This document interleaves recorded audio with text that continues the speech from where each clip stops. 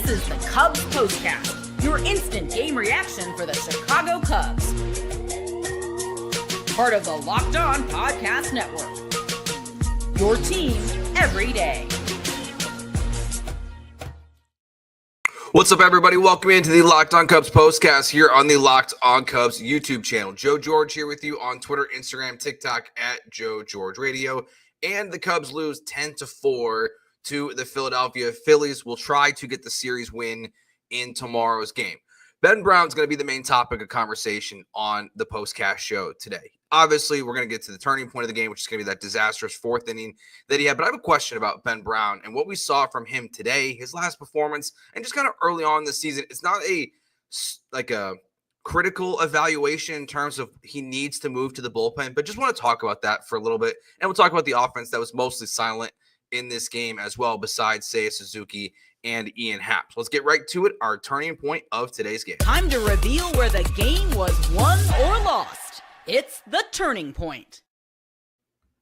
All right, so going into the fourth inning, Ben Brown had been really good. He had struck out 5 guys, 4 of them with the curveball. So the curveball was working really well. We saw guys swinging at curveballs that were like a foot outside the zone, okay? So Ben Brown early in this game was nasty. He had control of his stuff. The Phillies were swinging at it. Now, you heard during the broadcast, like Adam Wainwright and Adam Amin talking about the Phillies being basically saying, we need to challenge him in the zone. We need to be a little bit more patient and bring him into the zone because he wasn't really near it at that point. But then the fourth inning starts. He hits Kyle Schwarber, the start of the inning, and then it just rolls downhill. Nick Castellanos gets a single. Then you get this blooper that lands right in front of Kyle Tucker. Bases are loaded with no outs. And then you get the weird, super windy day blooper that lands in front of Ian Happ, and Kyle Schwarber scores. So it's 1-0 Phillies. The bases are juiced, no outs. Alec Bohm gets the fourth straight single. It's 2-0 Phillies. They get a sac fly. Stock gets another single, the 5th of the inning. All of a sudden, it's 4-0. And then Bryce Harper gets a double, and it's 6-0 Phillies. So one bad inning from Ben Brown doesn't mean he's a bad pitcher, right? His last 2 outings were very good. He was fantastic, actually, in his last 2 outings. But today, he only gets through 3 2/3, but he only got through 4 innings pitched in his last start. And this is kind of what, watching this game, I'm like, I just don't know if he's at a point, because he only has really 2 pitches to go to, if he can be a guy that the third time through the order can be effective. It does feel like every time Ben Brown's in trouble, that when the game gets away from him, when his pitch count elevates so high in that last game versus the Diamondbacks, he only threw 4 innings because he threw 100 pitches in 4 innings. Yes, he didn't give up. I think he only gave up 1 earned run in that outing. But that third time through the order, early on for Ben Brown, seems to be a problem. And look, he's a young pitcher. He doesn't have, again, that third pitch to go to constantly get guys out, to get out of bad situations. And again, he had 5 strikeouts for the first 3 innings, and then it just unraveled on him. And there's some bad luck in there too, right? Like the 2 balls that dropped, the one in front of Tucker, the one in front of Ian Happ, where I feel like he could have been a little bit more aggressive. Still feels like there's some communication stuff going on with the infielders and the outfielders at times this season. Not like a glaring problem, but we've seen multiple times this year, whether it's in left field, right field, or even center field, where there seems to be some kind of miscommunication going on within the outfielders and the infielders. So he just gets singled to death, right? So it's not like, the Phillies are hitting 5 home runs. They hit 5 singles, and then Harper put the icing on the cake before he had to get Ben Brown had to get taken out of the game. But can he be a starter at this point in his career? Yes, the Cubs would need to acquire someone to change this. But it just made me think, watching this game, like, would Ben Brown this season and throughout, until he can develop that next pitch, be better off? And I want to look at it from a positive view. Again, how good he was at the start of this game. 5 strikeouts through 3 innings. He made Bryce Harper, Kyle Schwarber, all these guys, he was fooling them all over the place. He was really nasty in the beginning, and then it just kind of unraveled as he lost control, as the curveball lost some of its movement, as the fastball, he wasn't locating it as well as he needed to. So it just kind of makes me wonder if Ben Brown, honestly, would just be a little bit better off in the bullpen in a perfect situation right now than in the rotation. Now, is there a perfect situation? No, because there's not really that other alternative. Like, there's not that other guy you bring up right now to, Javier Assad. Like, it's not like you can bring him up right now and put him into the rotation and move Ben Brown back into the bullpen. But I think as you get healthier, or if you acquire a starting pitcher for at least maybe this season.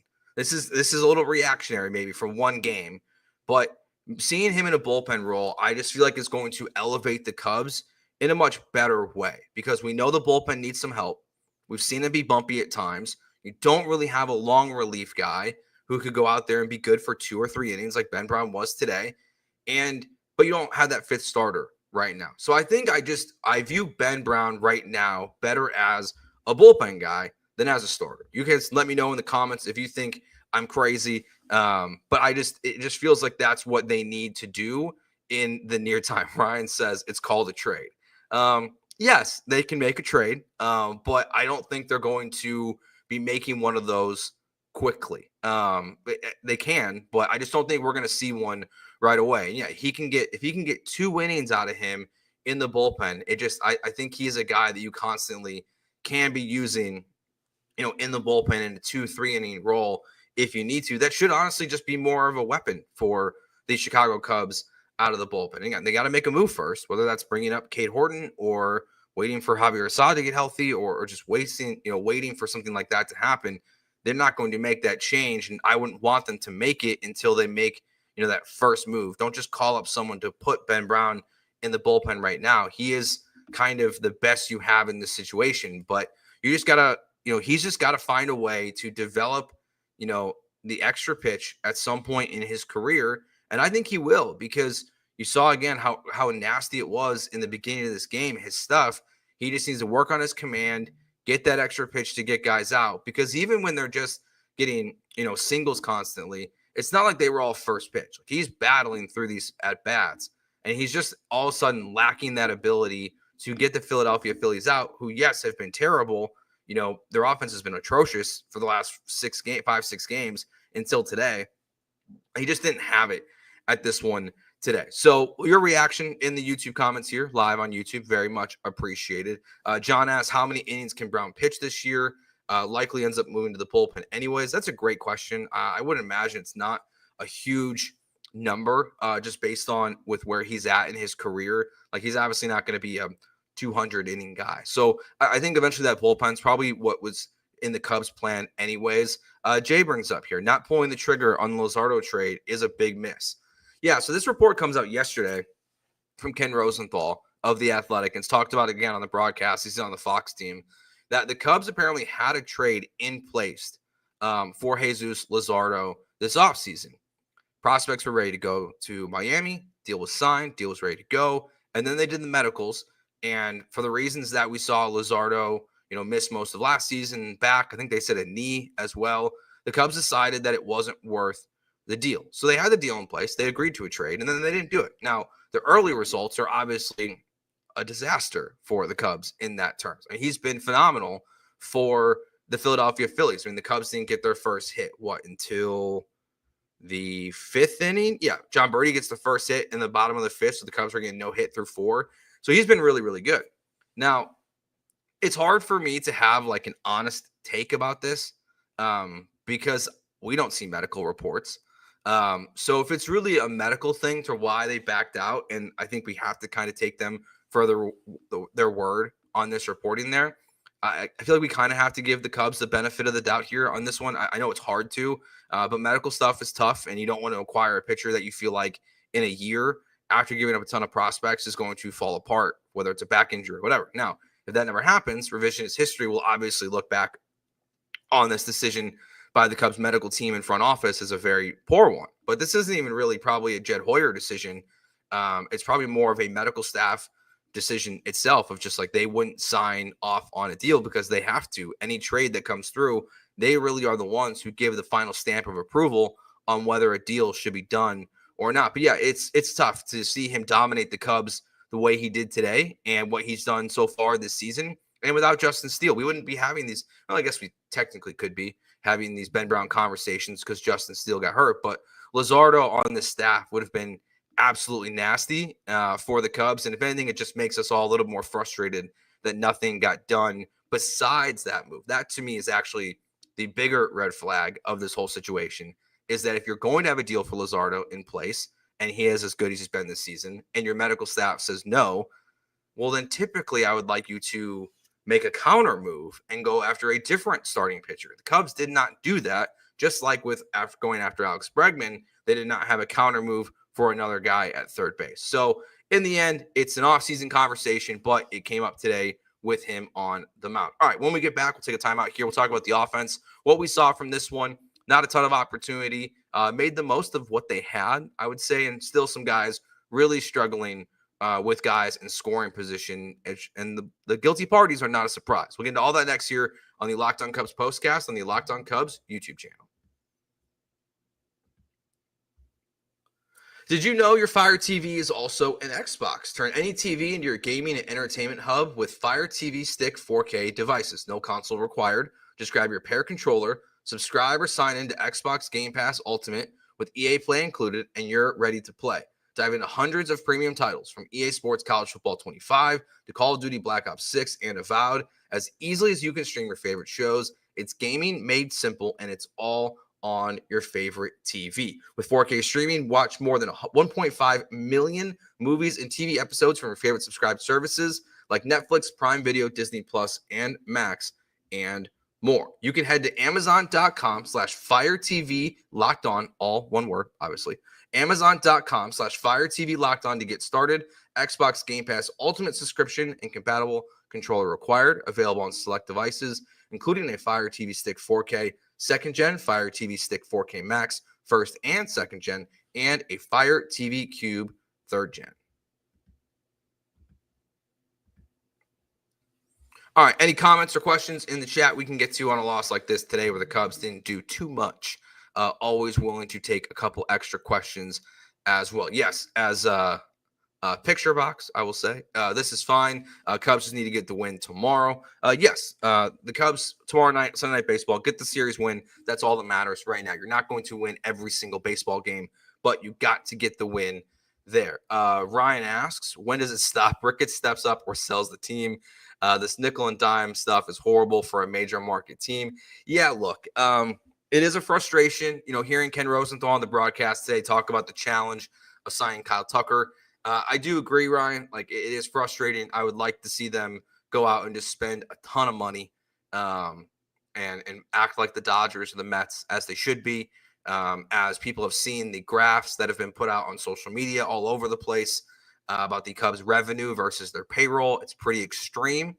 But yeah, I don't know. I don't know if it ever stops until they do sell the team.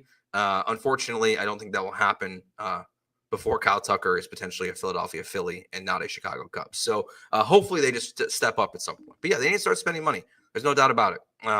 There's no question to me that the Ricketts need to change their plan for the offseason and next year, and even now. When they were talking on the broadcast today, speaking of this question from Ryan, they were Adam Amin, who obviously everyone knows from the Bulls games, was talking to Ken Rosenthal about the deadline and about money and if they'll spend it at the deadline. Ken Rosenthal said he was pretty confident the Cubs would spend money at the deadline. I am too. I think the Cubs will acquire big name, big dollar contracts if they're expiring, if they're going to be gone at the end of the season. Are they going to, or maybe here for only 1 year, right? Like, I don't know if they're going to do that in free agency, but I think they will acquire teams, especially if the Cubs stay with where they're at right now, the best offense in baseball, leading the league in runs, leading the league in stolen bases, and their pitching staff's been pretty solid so far. Like, yes, they're going to add at the deadline. They're not going to get to the deadline, be in first place in the NL Central, and not make moves. And they will make moves that are substantial. And hopefully, some guys that are under contract for the long term, not just guys that are 1 year rentals or half a season rentals as well. All right, so let's talk here just a little bit before we wrap up today about the offense. Kind of the same old from a lot of the guys that we've seen this year. Now, Ian Happ gets on base, 4 times, 3 walks. I just selected on the wrong team on ESPN to get the box score back up. He gets 3 walks in the game, nearly had a 4th multiple times. Gets the fielder's choice. We see a couple guys have positive days. Seiya Suzuki, he has a 2-hit game that was much needed for the Cubs as they tried to make a comeback, losing 10-4. Like, when you give up a 6-run spot, like, you're going to be trying to come back most of this game. But Suzuki goes 2 for 4 with 3 RBIs. Kyle Tucker still continues to get on base, even though he did not get a hit in this game. 2 strikeouts, gets a walk. We saw, and then the bottom of the order is really where they looked like more the norm, I would say. from Swanson, Horner, and Pete Crow-Armstrong, or not the norm. None of those guys had hits. Now, Dansby Swanson, as you're trying to make a comeback and you have runners in scoring position, striking out twice is tough. He continues to really struggle right now with runners in scoring position. And I'll say it again. They need to move him down in the order. Pete Crow-Armstrong needs to move up in this order. It's not even a question for me. I know he's got veteran status and things like that, but Dansby keeps getting put in positions with guys on base, and he's just not coming through. We know he came through in Friday's game, right? Yes, he did. But that's not the norm for Dansby Swanson. They need to move him down in the lineup. That's really the only change they need to make is that one, is move him down in the order. And if it still doesn't work, well, like you're just kind of stuck with him with what he's doing for you defensively. But you got to see some change there for me because he's constantly in a position to bring guys home. He's just not doing it regularly enough. Again, the Cubs probably don't win this game if Dansby Swanson's not striking out 35% of the time, Bill says here in the chat on the high fastball. I mean, it's all they're throwing to him. That feels low. We got a tweet Sam and I did during the game. If he has a negative like OPS, it feels like when there's runners in scoring position because it's constantly the high fastball. He's just swinging for it. He's pressing at the plate, and he's got to move him down until you can get things changed. So Nico or PCA needs to move up in this lineup. And again, you're not going to win this game today, probably, if that were the case. But it's just Dansby Swanson is just not doing enough for this team. The other positive, though, besides Seiya Suzuki, let's go down to the 9th spot in the batting order. Jon Berti, 3 for 4 in this game. Third base production, 2 days in a row. I will take it as a positive for the Cubs right now. They need that. Like as Shaw's in the minors, not really doing anything so far this year. You're not going to trade for a third baseman right now to fix that. You need Jon Berti or someone to step up. So early returns of Jon Berti being the everyday third baseman, very positive. So hopefully that will continue. I'm sure we'll see him in the lineup again on Sunday Night Baseball at third base for the Cubs. But nice to see him have another 3-hit day because if he can turn the lineup over to lead to Ian Happ and Kyle Tucker having more guys on base, that's a huge positive as well. So good for Jon Berti. Hopefully that continues. And we did see Nicky Lopez make his Cubs debut today as well. All right, that will do it for this episode of the Locked On Cubs Postcast here on the Locked On Cubs YouTube channel. Remember, hit that subscribe button. Let us know in the comments, again, what you think about Ben Brown and his performance today. If you think he would be better off in the bullpen versus being in the starting rotation, I lean yes, but don't expect that to happen anytime soon. We'll be back tomorrow night after hopefully the Cubs get the victory over the Phillies to win another series. So thanks for watching. We'll talk to you tomorrow night. Peace.